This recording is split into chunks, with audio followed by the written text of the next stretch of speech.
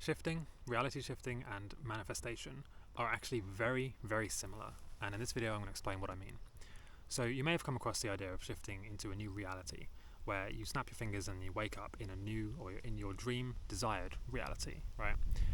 Well, manifestation, the description of that, the definition of that, is pretty similar, right? You decide on what you want to experience, your new reality, your desired reality, and you manifest it. You pull it out of thin air to the point where you're experiencing it. So what's the difference, and how do they mix with each other, right? Okay, so I focus on teaching and talking about manifestation. Shifting is another definition, right? It's another way of explaining that. The way they interrelate is that when you manifest, you are literally changing not only your identity, but the timeline you're on. So if you think of the multiverse, right, the idea that there's an infinite number of different timelines, and in some timeline, like in a timeline, anything is possible. So it might be like in this timeline, you're living your current life, but in a different timeline, you're living your current life, and everything's the same except everybody has like fish instead of feet, or the sky is green instead of blue. And so the idea is that there's an infinite number of timelines, anything's possible, and it's really just about which timeline are you in. The idea with manifestation is that you're changing your timeline in a way. You're shifting your identity so that what would have been, like the timeline in the life you would have experienced, the reality that you would have experienced, is no longer there. Or at least it is there, but your awareness, your focus is shifting and moving to a different timeline, a different version of reality. A version of reality where things happen in a different way, where what you're trying to experience, the things you want to experience, that's your reality, and that's what happens. And so when you set the intention, when you try to manifest, you are really basically shifting into a different timeline. A timeline where what you want to experience is your reality. So, an example is, let's say if I want to manifest abundance, becoming a millionaire. I am leaving the version of myself who doesn't do that behind. That's in another timeline over there somewhere.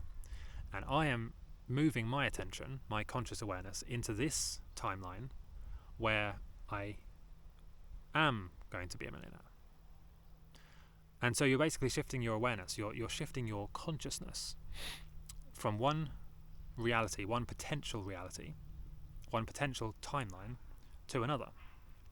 And there's many different ancient texts which confirm this, that say that you can basically decide what to experience. Ask and you shall receive. It's written throughout various ancient texts and religious texts, but the concept remains the same. You basically need to decide what you want and then ask for it in the right way. And there's different ways of asking for it, okay? And manifestation techniques really come down to, can you shift your identity and can you ask for what you want in the right way? You ask for it and then you just receive it. You shift, you move into that timeline where that is your reality and you just receive and experience it. So when you talk about reality shifting for manifestation, that really kind of misses the point, because reality shifting in many ways is manifestation. They're very interchangeable. When you first hear about manifestation, you might think, oh, it's easy, it can happen overnight. And the same thing with shifting, you might think it's easy, it can happen overnight. Not necessarily. Once you become a different person, the changes you want will happen very quickly. But you won't become a different person overnight. Sometimes you can, like in an example which there's less programming around, sometimes you can. Like an example would be, with me, for example then, I used to smoke. And I woke up one day and said, I'm not a smoker. Like I'm no longer a smoker. I am now not a smoker. And that was a shift in identity. I changed the way I saw myself from I am a smoker who is trying to quit to I am not a smoker, so I don't need to try and quit because I don't smoke. It's a very subtle difference, but it's also a very big difference. And the difference that will make to how fast you manifest is enormous. So in that example, I was able to instantly stop smoking. And for the record, I've been smoking for years before then. but I was able to instantly say, I am no longer a smoker. There was no relapse. There was no, I've managed to go 7 days without a cigarette. No, because there's nothing to go without, because I don't smoke. So you see the difference? Whereas before it would be like, I am a smoker and I'm desperately trying to go 7 days without a cigarette. I've made it 7 days. And you hear people, talk about it in this way all the time. I've made it to 7 days. Well, that implies that eventually you're going to revert back.